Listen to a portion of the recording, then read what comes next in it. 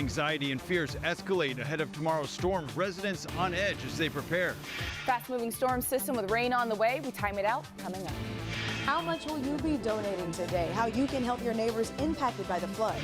Hey, Niners fans, where's the best place to watch the Super Bowl in San Diego? I have a couple suggestions coming up. The Queen of Reclaim is calling it a career. How she scoured the world for treasures to help the earth. CBS 8 News Live at 6 starts now.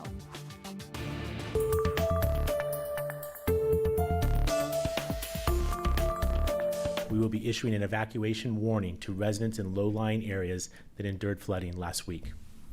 Now, I want to be very, very clear. This is not an evacuation order.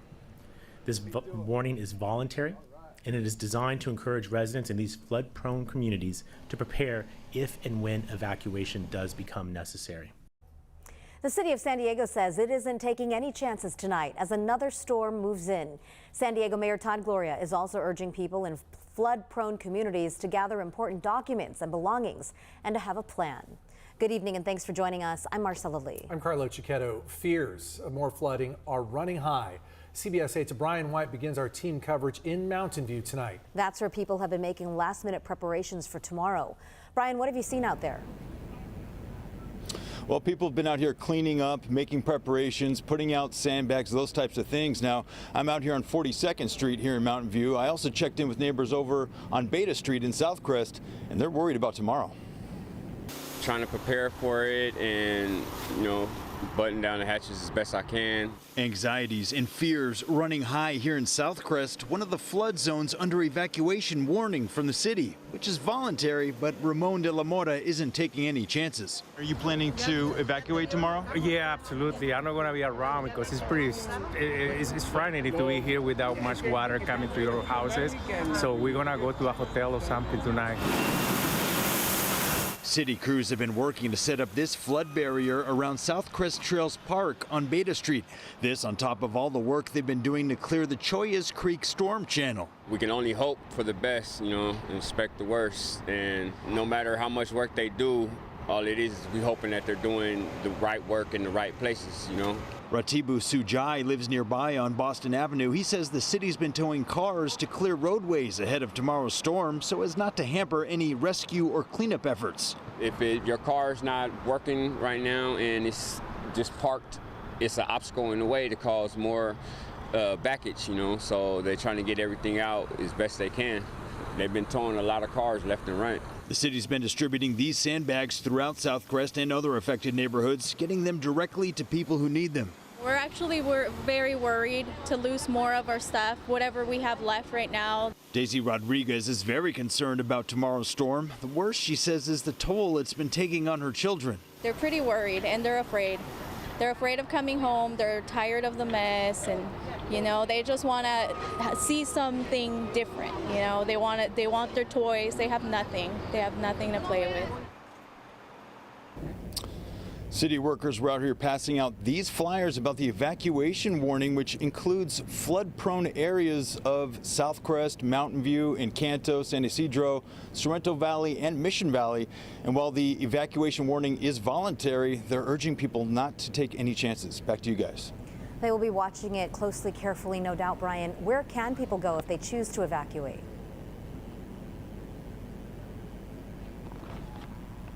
Brian, can you hear me? Where can people go if they choose to evacuate? I'm sorry, I can't hear you guys.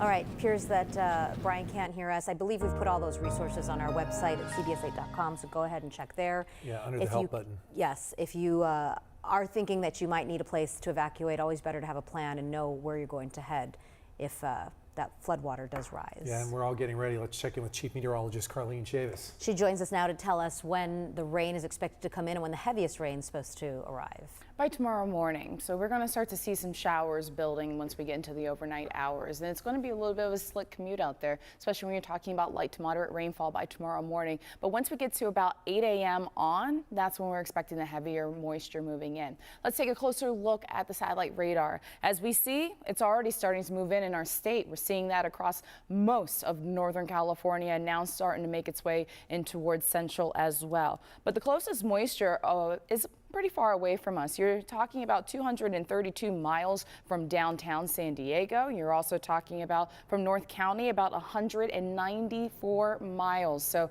it still has some distance before it gets to us, but as mentioned, by tomorrow, that's when we're expecting that moisture to move in. For the heaviest, and that's the most widespread rainfall too, we're talking about 8 a.m. to noon, and again another surge by the mid-afternoon hours. It becomes a little bit more isolated and scattered when we hit Thursday night all the way through Friday, and we're eyeing yet another atmospheric river that looks to tap into some surrounding tropical moisture and subtropical moisture and bringing more days of rain in the forecast. That will be starting late on Sunday, more favorable for Monday and Tuesday, and also potentially lingering all the way through Wednesday. So we will get to all those details and time out the first storm system for tomorrow coming up in your complete forecast. Marcella, Carlo. Thanks so much, Carlene.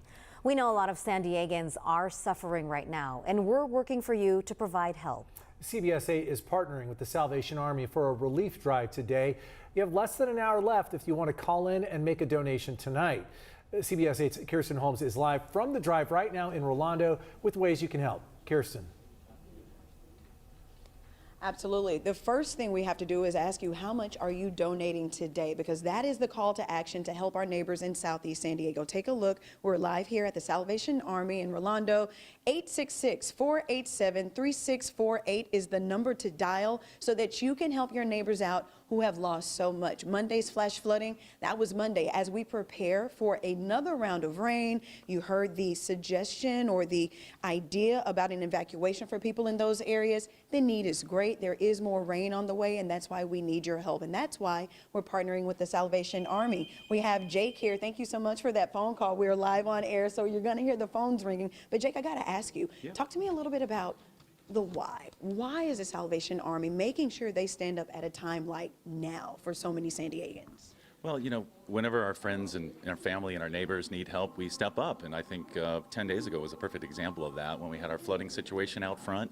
We had 2 lifeguards from the Kroc Center pool that jumped into action without, you know, really giving much thought to their own safety. They knew what they had to do, and they were able to execute a nice, safe rescue. And it's kind of what we do here. We set the tone, and we all work together, and it's what we love. I love that. You guys were there to answer the immediate call for help, but you guys have some long-term calls for help, and that is why we have the phones ringing right now. Talk to me a little bit about how the Salvation Army makes sure we bridge those gaps for the people who need. Well, you know, we need your help with monetary donations so we can provide mattresses, new clothing, blankets, things to help people get through their time of need right now, because as you know, we've got another storm that's going to bear down on us. So we need all that financial assistance. And right now we're up over $26,000 just today alone. Thank you. Alone. Yes, thank you CBS 8 for jumping in and helping us. And I think every little bit counts. If you can give $5, $10 up to $500 or $1,000, every little bit helps, and we want to help our friends and our neighbors. That's the most important thing. Absolutely. I have a little piece of paper here. I'm going to send some shout outs. Please we do. have Leanne. Leanne donated $5,000. Thank you so much for that, Leanne. Veronica, $1,000. And we have Pamela. You can donate a range, like we said. Pamela, thank you so much for your donation as well. $25,000 raised just today from phone calls. How much have we raised online? About another $20,000. So we're close to $50,000. Thank you, San Diego, for stepping up, and thank you, CBS 8. And thank you. That's all the time we have from here at the Salvation Army. There's still time to donate. Call the number. It is 866-487-3648. Back to you. Kirsten, we tell people, you know, there's no donation too big, none too small. So you've touched on it, but what are the biggest and what are the smallest donations you've seen today? What have we hit?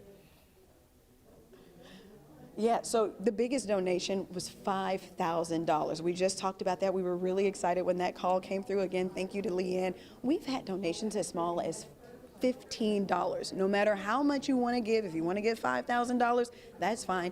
$10 will help as well. However much you feel led to give, that's how much that they will be willing to take. That's all you got to do. Less than an hour left. Let's just throw out that challenge. Someone top that $5,000 out there. We would love to see that happen. Kirsten, thanks. Did you challenge them, Carlo? I'm hoping someone steps up. Thanks so much, Kirsten. Great to see those totals. And thank you again, San Diego, for stepping up and helping people who've lost everything. National Guard troops are also standing by as a state-level resource ahead of the storm. Today, the state's Office of Emergency Services held a virtual briefing. We are postured very well this weekend to support any needs that the state might have. as the majority of our units are already doing their normal drill training throughout the state this weekend. So that will. The National Guard also has search and rescue capabilities on the ground and in the air should they be needed. Meantime, tonight, a lawyer who sued the city of San Diego over flood damage several years ago is preparing to take legal action once again. Coming up in our second half hour, what he and one of his clients are telling us tonight. Today, people living in Chula Vista picked up sandbags at the city's public works facility, working ahead of time to try and keep their homes safe from potential flooding. This is just one of the places people can get help right now in San Diego County. If you need sandbags for your property, there's still some time. We have a full list of locations where they are available on CBS8.com. Just click on the help button. And be sure to stay with CBS 8 for flood recovery updates and the latest on the weather and how hard it's hitting. We're going to have resources and developments posted on our website. You can also follow us on social media or download the free CBS 8 app. Today, County Chairwoman Nora Vargas called for a day of service to help people get back on their feet after last week's storm and get ready for more rain. 9 different community groups set up volunteer stations across the county for people to drop off donations. The groups were collecting things like household items, cleaning materials, and food. All donations will go toward those impacted by the storms. Coming up, what you need to know about flooding and your insurance coverage ahead of the next storm. We showed you earlier the best places to hang out on Super Bowl Sunday if you're a 49ers fan. Just ahead, we've also got Chiefs fans covered. And up next, where this high-speed CHP chase ended with a crash.